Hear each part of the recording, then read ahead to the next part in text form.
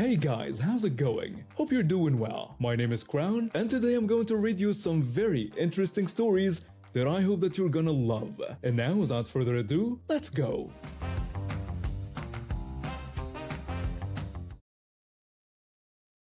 I moved to this small Texas town 3 years ago with my wife and 3 kids.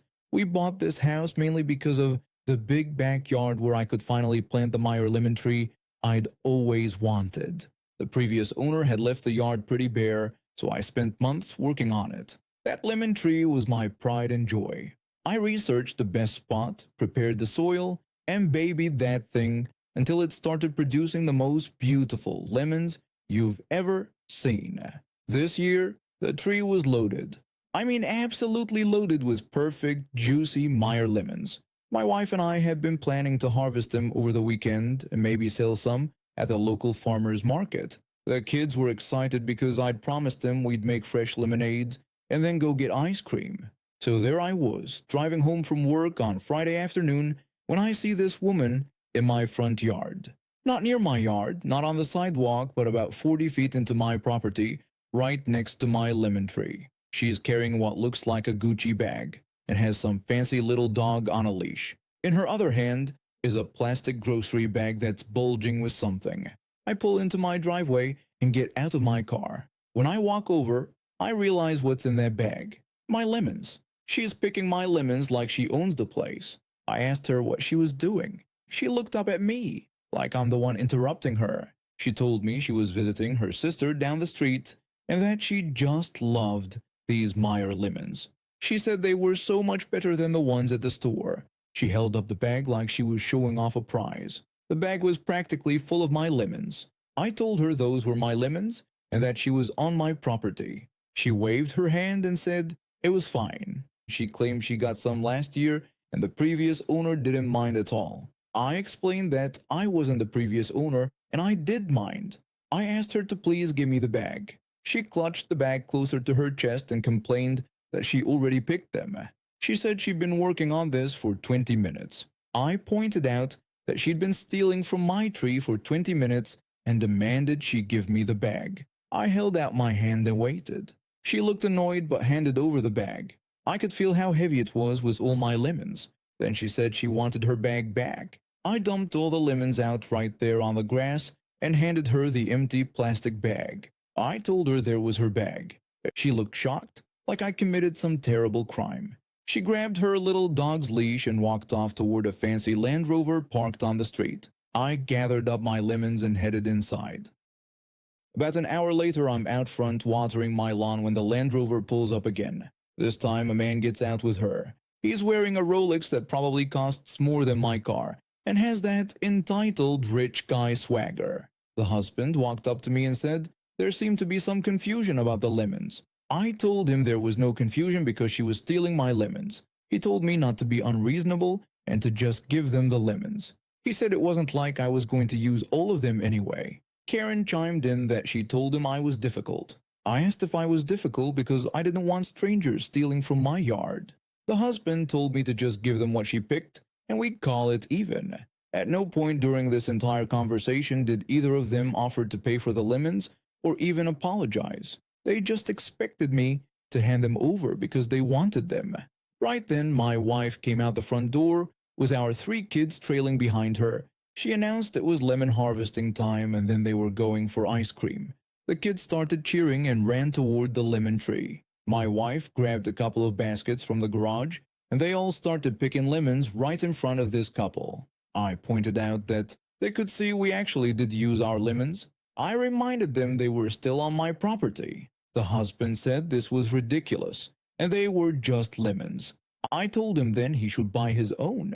I mentioned quietly that this was Texas, a concealed carry state. I said the last part quietly, just to him, but his wife heard it too. Their eyes got wide. I called out to my wife to call the police because I thought we had trespassers.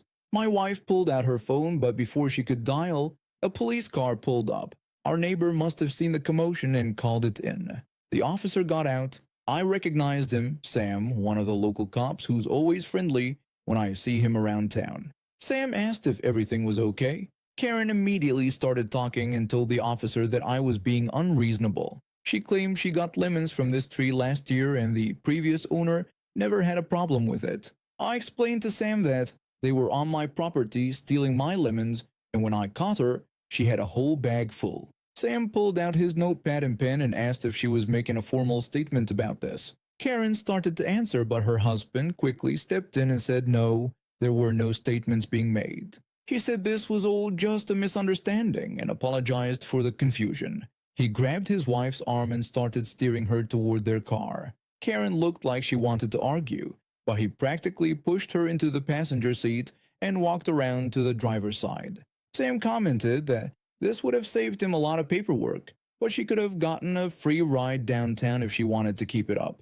The Land Rover sped off down the street. I would have paid good money to be a fly on the wall during that car ride home. After Sam left, he complimented my lemon tree and told us to have a good evening. My wife and kids finished filling the baskets with lemons. We ended up with so many that year, I would have been happy to sell some to them if they'd just asked politely and offered to pay like normal people. Instead, they tried to steal them and then acted like I was the problem for not letting them. If they'd just knocked on my door and complimented my tree, I probably would have given them a few lemons for free. But entitled people never think to try the decent approach first. We made the best lemonade that night, and the ice cream afterward tasted even sweeter knowing our lemons were safe in our own kitchen where they belonged. 2 years ago, I moved into this tiny one-bedroom apartment that I could barely afford. The place came completely empty, and decorating it on my budget was like trying to squeeze water from a stone. I had to get creative with thrift store finds and hand-me-downs from family. I met this guy through a mutual friend at a coffee shop near my work. We hit it off talking about art and design. He seemed cool at first, always talking about his expensive taste and how he collected artwork. He'd always make comments about how my apartment was minimalist whenever he came over, which I knew was his polite way of saying it looked empty and cheap. 10 months ago, he showed up at my place with 3 small framed pieces. They were these beautiful abstract paintings with swirling blues and greens. The frames looked vintage and well made. He told me he was cleaning out his place and getting rid of some stuff. He said the paintings were really ugly and he hated looking at them. He asked if I wanted them. I asked if he was sure because they looked expensive to me. He insisted they were hideous and said he bought them thinking they'd grow on him, but they never did. He told me to just take them before he threw them in the trash. They were gorgeous to me. The colors reminded me of ocean waves, and there was something so calming about them. I thanked him over and over, and he just shrugged, like he was doing me a favor by not making me dig them out of a dumpster. I spent the next weekend completely rearranging my living room. I moved my couch, shifted my bookshelf, and found the perfect spot on the main wall where these 3 pieces could hang together. They transformed the whole room. Suddenly, my little apartment felt like a real home instead of a college dorm. Every time I looked at them, they made me smile. Last Tuesday, I had another friend over, someone I'd known since college. She's always been genuinely supportive and never made me feel bad about my budget or living situation. The guy who gave me the artwork showed up unexpectedly while she was there. I introduced them since they'd never met. We were all sitting on my couch when my college friend started admiring the paintings. She asked where I got them and said they were beautiful. She said they looked like they could be in a gallery. I told her that he had given them to me a few months back. She asked if I minded if she tried to find out who the artist was, because she'd love to get something similar for her place. She pulled out her phone and used that Google Lens thing to search for the paintings. We all watched as she held her phone up to each piece. At first nothing came up, but then on the 3rd painting her face went completely white. She told us we needed to see something, and showed us her phone screen. The exact same painting was listed on some art auction website for $1,000. We checked the other 2 paintings. Same thing, $1,000 each. I said that was insane because I had no idea. I looked over at him, expecting him to be as shocked as I was. Instead, his whole expression had changed. He was staring at the paintings with this weird look I'd never seen before. He said he thought he made a mistake giving those to me. I asked what he meant. He said he wanted them back because he didn't realize what they were worth. He stood up and walked over to the wall like he was going to start taking them down right then and there. I told him to hold on and that he couldn't just take them back because he gave them to me. He said yeah, but he didn't know they were worth $3,000, and that changed everything. I told him it didn't change anything and reminded him that he said they were ugly and he hated them. I said he was going to throw them away. He claimed he wasn't being serious about throwing them away and was just being dramatic. My college friend was sitting there with her mouth open, clearly uncomfortable with how quickly this had escalated. She told me to just give them back and we'd forget the whole thing happened. I said no and reminded him that he gave them to me almost a year ago. I said I'd had them hanging in my living room this entire time and had rearranged my whole apartment around them. Then he completely lost it. He started yelling about how I was being unreasonable and how no real friend would keep something that valuable when they knew the other person made a mistake. He kept saying I was taking advantage of him. He said fine, if I wanted to keep them so badly, I should pay him the $3,000 they were worth. I asked if he was completely insane and said he had given them to me. I told him I wasn't paying him for my own gift. He said then I was stealing from him. My college friend spoke up and said this was really messed up. She told him he couldn't give someone a gift and then demand it back when he found out it was valuable. He told her to stay out of it and said this was between him and me. She said she thought she should go because this was getting way too intense. I told her not to leave because of this and said he was the one who needed to go. Then he really went off the deep end. He started screaming about how I was a terrible friend and how he should have known better than to trust someone who lived like a broke college student. He said I was probably planning this whole thing and somehow knew the paintings were valuable. I told him to get out of my apartment right now. He said he wasn't leaving without his paintings. I said they weren't his paintings anymore and told him he needed to leave or I was calling the police. He said fine, he would call the police instead. He said he was going to tell them I stole $3,000 worth of art from him. My college friend stood up and said she thought he should leave now. We both walked toward the door and held it open. He stood there for a minute like he was going to fight us, but walked out. Before leaving, he said this wasn't over, that he was calling the cops. He said I was going to regret this.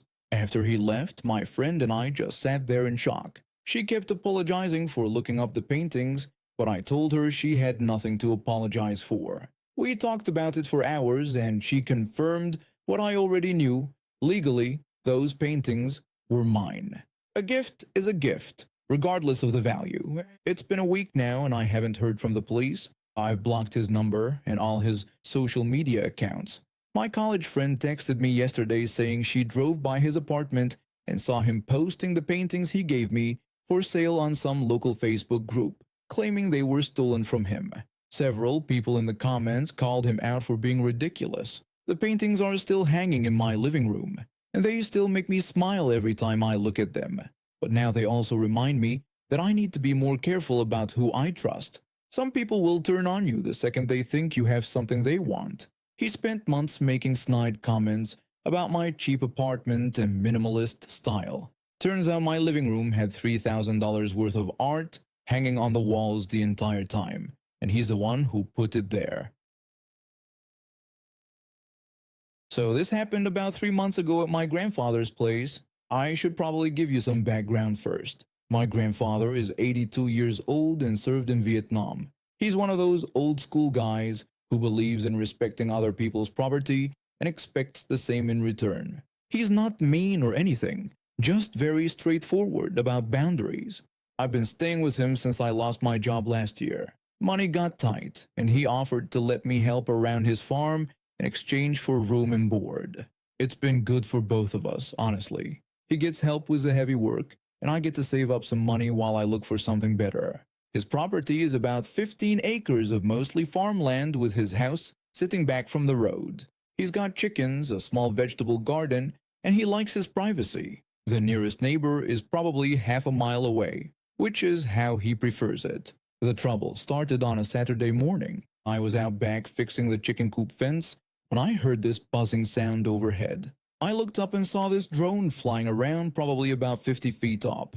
It was one of those fancy ones with a camera, circling around our property like it was mapping the place. My grandfather came out of the house and stood there watching it. The thing kept flying back and forth, clearly recording everything. After about 10 minutes of this, we saw a kid, maybe 13 or 14, walking up our driveway with a remote control in his hands. My grandfather walked over to meet him at the edge of the yard. I followed along because I could tell he wasn't happy about the situation. My grandfather told the kid he needed to get that thing off his property right away. The kid just said it wasn't hurting anything, and he was just flying it around. My grandfather explained that he didn't care what the kid thought he was doing, that this was private property and he didn't want him recording here. He told the kid to bring it down and take it somewhere else. The kid just shrugged and kept flying the drone around. It was still buzzing overhead. That camera pointed down at us. The kid said he could fly it wherever he wanted because it wasn't illegal. My grandfather told him that maybe it wasn't illegal, but this was his land, and he was asking politely for the kid to move along. The kid got attitude and said too bad, that he didn't have to listen to him. I could see my grandfather's jaw tighten. He's not the type to repeat himself many times. He gave the kid one last warning, telling him to get that thing out of there or he'd get it down himself. The kid got cocky and asked what my grandfather was going to do, calling him an old man. That was a mistake. My grandfather went into the house and came back out with his hunting rifle. It's an old bolt action he's had for decades, keeps it perfectly maintained.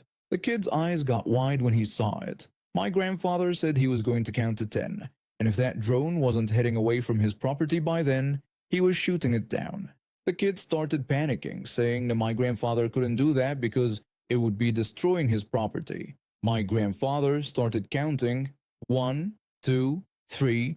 The kid was frantically working the controls, but the drone kept hovering there. Either he didn't know how to make it leave fast enough, or he was being stubborn about it. 4, 5, 6. The kid was yelling that this was crazy and that my grandfather was crazy. 7, 8. The kid was backing away now, but still holding the controller. The drone was maybe 60 feet up, still right over our yard. 9, 10. My grandfather raised the rifle, took aim for maybe 2 seconds, and fired. The shot cracked across the property, and that drone just dropped like a rock. Pieces of plastic and metal scattered when it hit the ground near our vegetable garden. The kid started screaming about how my grandfather shot his drone, and that it cost $800. He yelled that my grandfather was going to pay for it. My grandfather told him he should have moved it when he asked nicely. The kid took off running back toward the road, still yelling about how we were gonna be in trouble. My grandfather just ejected the spent shell and walked back toward the house. About 20 minutes later, this woman came walking up our driveway. She was maybe 45, dressed like she was heading to some country club, and she was mad as hell. This had to be the kid's mother. She demanded to know what we did to her son's drone. My grandfather told her he shot it down because he told the kid to get it off his property, and he refused. She started yelling that he couldn't just shoot people's things and that the drone cost $800. She demanded that he replace it right now. My grandfather simply said no, he wasn't going to replace it. She got even more worked up and said yes, he was, and that he was going to apologize to her son for scaring him too. She was pointing her finger right in his face now, really getting worked up.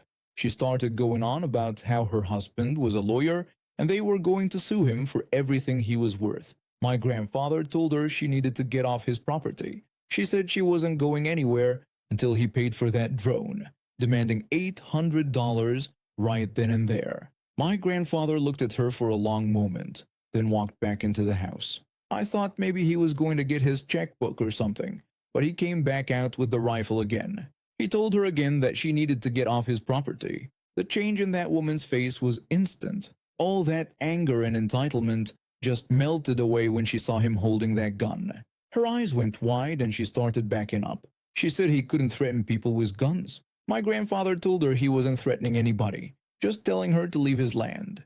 He didn't point it at her or anything, just held it at his side. But she got the message loud and clear. She said this wasn't over and that they were calling the police. My grandfather told her to go ahead. She practically ran back to her car, stumbling a little in those fancy shoes. She drove off, spinning her tires and throwing gravel everywhere. That was 3 months ago, and we never heard from the police, never heard from her husband, the lawyer, either. I asked my grandfather about it a few days later, and he just shrugged, saying some people think they can do whatever they want until someone shows them different. The broken drone pieces sat in our yard for about a week before I finally cleaned them up.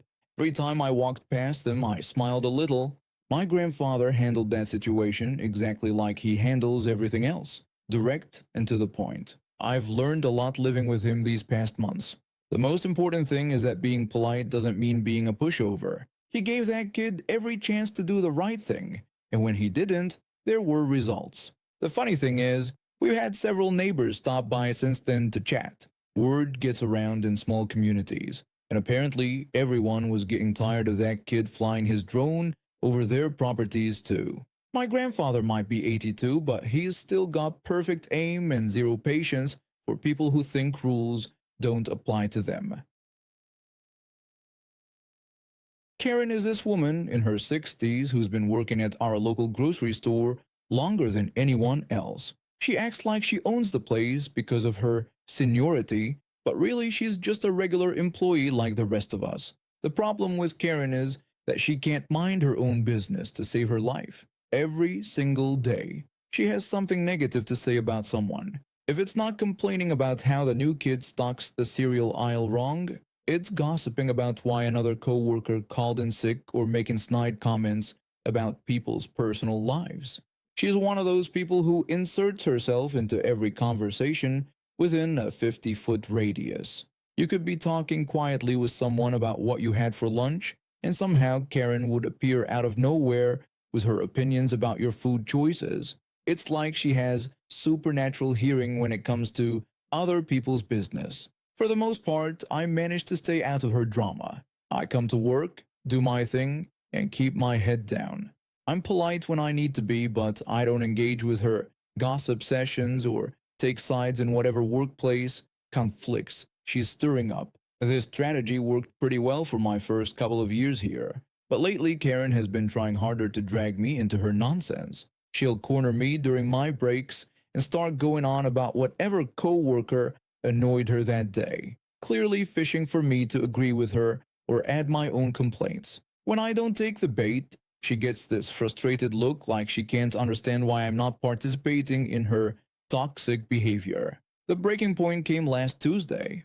I was working the afternoon shift, restocking the drink coolers near the front of the store. My niece came in around 4 o'clock, looking for some energy drinks. She's 17 and really into this card game called Yu-Gi-Oh! I don't understand it myself, but she's passionate about it, and I like seeing her excited about something. She grabbed a couple of energy drinks and came over to chat with me while I worked. She was practically bouncing with excitement about some tournament she was going to play in with her friends that weekend. She told me she finally got the card she needed to complete her dragon deck, and that she'd been trying to get this one specific monster card for months. I told her that was awesome, and that she'd been working on that deck forever. My niece kept explaining all these card strategies and combos that went completely over my head, but her enthusiasm was infectious. She said her friends were going to be so surprised when she showed up with this combo, and that she thought she actually had a chance to win some matches now. She kept talking about her deck and her strategy, getting more animated by the minute. I was only half listening since I was trying to work, but I was happy to see her so excited about something. She's been going through a rough patch with her parents lately, so it was nice to see her genuinely happy about something. Of course, Karen had to stick her nose into our conversation. I saw her hovering nearby, pretending to organize the magazine rack while clearly eavesdropping. My niece finished her story, bought her drinks, and headed out to meet her friends. When my niece was out the door, Karen swooped in like a vulture. She had this snobbish expression on her face that I'd seen her use when she was about to start some drama. She asked who that girl was that I was talking to, and the way she asked it rubbed me the wrong way immediately. There was this insinuating tone in her voice, like she was implying something inappropriate about me talking to a teenager. I'd already been annoyed with her constant complaining about our other co-worker all week, so I wasn't in the mood for her games. I told her it was my niece, keeping my answer short and going back to stocking the coolers, hoping she'd take the hint and leave me alone. But of course, Karen doesn't understand social cues. Her eyes lit up like she'd just discovered buried treasure. You could practically see the gears turning in her head when she processed this new piece of personal information about my life. She pressed further, asking whose niece she was. Again, I gave her the shortest possible answer, telling her she was my stepsister's daughter. Then Karen asked if she comes in a lot, and that's when I'd had enough. This woman was clearly fishing for gossip material, trying to get details about my family so she could have something new to talk about. I was tired of her constant nosiness, tired of her negative attitude, and tired of her thinking she was entitled to know everyone's personal business. I stopped what I was doing, looked her straight in the eye, and told her in the flattest, most deadpan tone I could manage that it was none of her business. The effect was immediate and spectacular. Karen's eyes went wide like someone had just slapped her. Her mouth dropped open so far I thought her jaw might unhinge. She stood there for a solid 10 seconds, looking like a fish that had been pulled out of water, opening and closing her mouth without making any sound. Finally, she managed to stammer out that I didn't have to say it like that, her voice getting sharper and more indignant with each word. She turned on her heel and walked off toward the back of the store. I called after her, still using that same flat tone, reminding her that she was the one who asked. My manager happened to be walking by and caught the whole exchange. When Karen disappeared into the stockroom, he came over with this huge grin on his face. He asked if I really just told Karen that her question was none of her business, and I explained that she was being nosy again, and that I was tired of her thinking she's entitled to know everyone's personal information. He told me good for me, that someone needed to put her in her place, and that she'd been driving everyone crazy with her constant gossip and complaining. We both started laughing about Karen's reaction. My manager said she looked like she'd seen a ghost when I shut her down. He admitted that he'd wanted to tell her to mind her own business plenty of times, but had to be diplomatic since he's management. Karen has barely spoken to me since then. She still does her gossiping and complaining with other co-workers, but she leaves me out of it now. Occasionally I'll catch her giving me dirty looks from across the store, but she doesn't try to drag me into her drama anymore. Word spread pretty quickly among the other employees about what happened. Turns out everyone was tired of Karen's behavior, but nobody wanted to be the one to confront her about it. Now when she starts getting too nosy with someone, they'll just tell her it's none of her business and walk away. It's become kind of a running joke. My manager still brings it up sometimes when we're having a slow day. He'll walk by and jokingly tell me to make sure I mind my own business today, and we'll both crack up. Even some of the customers have noticed that the store atmosphere is less tense lately, without Karen stirring up constant drama. Karen still hasn't figured out that her behavior was the problem. She just thinks I was being unreasonably rude to her for no reason, but honestly, I don't care what she thinks. While most teenagers were dealing with typical high school drama, I was living in a dorm on a college campus. At 17, I was a senior at one of the most prestigious art conservatories in the country, specializing in theater. It wasn't easy getting there. My parents had pushed me to audition when I was 15, recognizing that I had something special. The conservatory only accepted about 50 students each year from thousands of applicants worldwide. My parents weren't young when they adopted me. My mom was 42 and my dad was 45 when they brought me home as a newborn. They'd tried for years to have children naturally, went through multiple rounds of fertility treatments, and finally decided adoption was their path to parenthood. They used to joke that they waited their whole lives for me to come along. My parents drove me to every acting class, every voice lesson, every audition. When I got accepted to the conservatory, they were more excited than I was. My mom cried for 20 minutes straight, and my dad called everyone he knew to share the news. They were so proud. The conservatory was intense. We had academic classes in the morning and theater training all afternoon and evening. I lived in a dorm with other students, and we became like a family. The workload was brutal, but I thrived. I'd maintained a perfect 4.0 GPA for 2.5 years straight. Theater was my life, and I was good at it. Everything changed in October of my senior year. My mom had been feeling tired for months, but she kept brushing it off as stress from work. When she finally went to the doctor, they found cancer. It had already spread everywhere. She died 6 weeks later. I was devastated, but my dad held us both together. He took care of everything, the funeral arrangements, the insurance paperwork, helping me through my grief. He was my rock. Then, just after New Year's, he had a massive heart attack. The doctor said it was partly from the stress of losing my mom. He died 3 days later in the hospital. At 18, I was completely alone in the world. No siblings, no grandparents, no aunts or uncles. My parents had been older when they adopted me, and their families had never been close. I had friends at school, but it wasn't the same. I felt like I was drowning. My grades started slipping immediately. I stopped going to most of my classes. I'd lie in bed for hours, staring at the ceiling. My roommate tried to help, but I pushed everyone away. The theater program required us to be constantly on, energetic, expressive, emotional. I had no energy left for any of it. By March, I was failing everything. My academic advisor sent me several emails that I ignored. Finally, I got a summons to appear in the dean's office.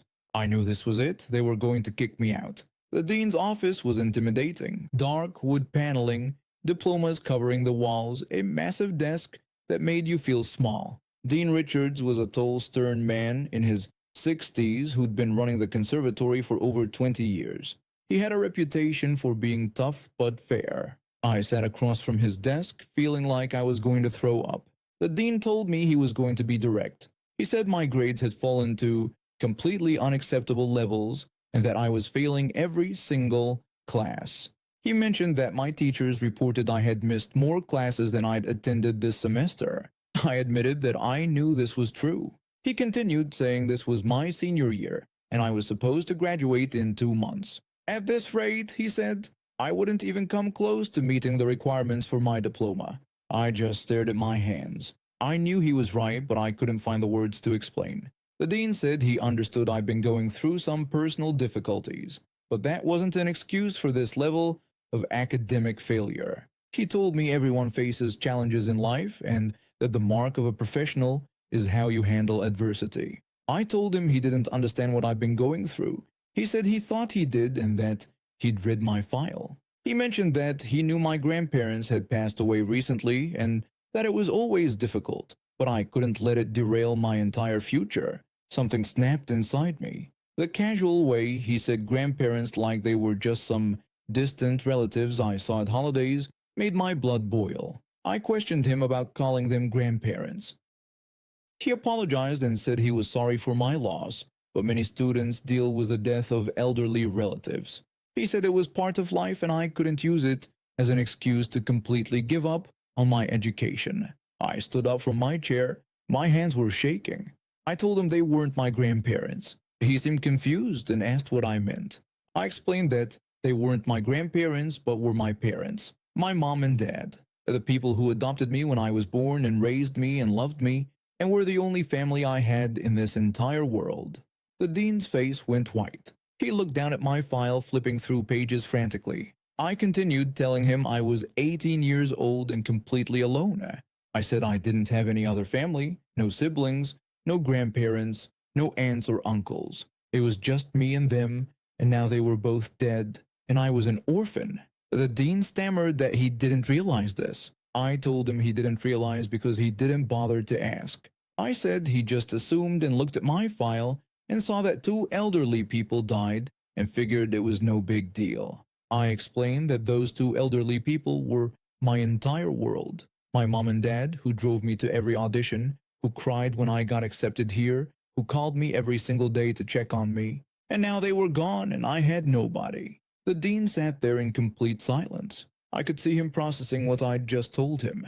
I continued saying that, yeah, I've been struggling and missing classes because I was trying to figure out how to keep living when the 2 most important people in my life were dead. The dean said he was so sorry and had no idea. I told him he should have asked before calling me in to lecture me about handling adversity. I turned to leave, but he called after me and asked me to wait and sit down. I turned back around. He looked completely different now. The stern authority figure was gone, replaced by someone who looked genuinely shaken. He said he owed me an enormous apology and that he'd made assumptions about my situation that were completely wrong. He admitted he should have taken the time to understand what I was going through before making judgments about my academic performance. I said it was fine. He insisted it wasn't fine and that I was dealing with an unimaginable loss. Instead of offering support, he said, he'd made it worse. He picked up his phone and called someone. He identified himself and said he needed them to pull the academic records for the student in his office. He wanted to see exactly what my GPA was before this semester. He hung up and asked me to tell him about my parents. For the next hour, I found myself talking about my mom and dad, how they'd waited so long to have a child, how supportive they'd been of my dreams, how proud they were when I got into the conservatory. The dean listened to every word without interrupting. His assistant brought in my academic records, and he reviewed them carefully. The dean noted that I had maintained a 4.0 GPA for 2.5 years with perfect attendance and glowing reviews from every instructor. He said I was one of their top students. I agreed that I had been. He said that I'd lost both of my parents within 5 months of each other. I confirmed this was true. He was quiet for a long moment, then picked up his phone again. He said he needed to speak with the academic committee immediately because they had a student who needed their help. What happened next was unprecedented in the conservatory's history. The dean personally reviewed my situation with the academic committee. They looked at my previous academic performance, the circumstances of my parents' deaths, and the fact that I had no family support system. They made an exception, a big one. Instead of failing me, they gave me incomplete grades for the semester and allowed me to make up the work over the summer. They also connected me with a grief counselor and made sure I had the support I needed. But the real vindication came at graduation. When they called my name to walk across the stage, Dean Richards was the one who handed me my diploma. When he placed it in my hands, he looked me in the eye and told me my parents would be so proud of me. I thanked him. He said I was going to do amazing things and not to let anyone tell me otherwise. And now we have reached the end of today's stories. Thank you for watching, and see you next time.